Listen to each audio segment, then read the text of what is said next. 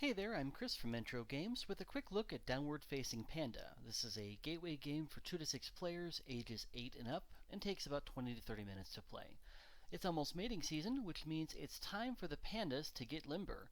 You are a panda, and it's time to get into shape with the ancient practice of yoga. Perform poses to meet your secret goals, meditate to gain focus, and manage your hand of pose cards to play the right pose at the right time. Each player gets some goal cards, as you see up here. The full game has 5 phases, which mimic the main elements found in a traditional yoga flow: warm-up, standing poses, peak poses, floor poses, and then a cool down. Okay, so this is all set up as if I were about to start playing a 4-player game. You've got number of players plus 1, number of cards in this row here, that same number of focus tokens here. And to start playing, I'm just going to roll 3 dice, and these dice represent how the pandas are feeling at that moment in time.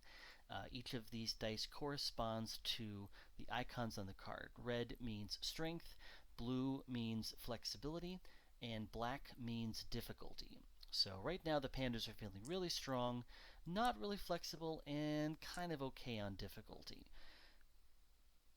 So once the dice are rolled, each person is going to simultaneously play a pose card on their stack that's equal to or less than the numbers on the dice, or they can choose to pass. Note, the card you play must match the phase you're currently in.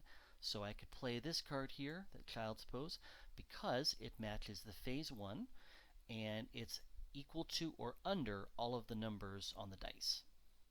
If I chose to pass, then I can choose to do one of 2 things. I can choose to meditate and take one of these panda tokens, which lets me focus on a future turn. Basically, focusing lets me add 1 to every die for myself, which can make it possible to play some of the harder poses, even if the dice aren't rolling your way.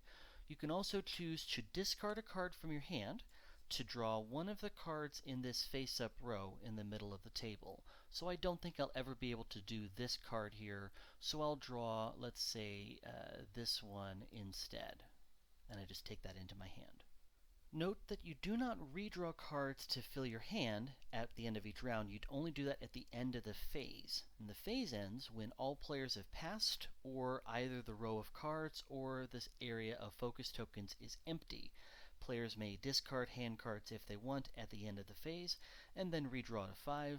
We will refill the row card and the area of focus tokens, and then we'll advance the phase tracker to the next phase.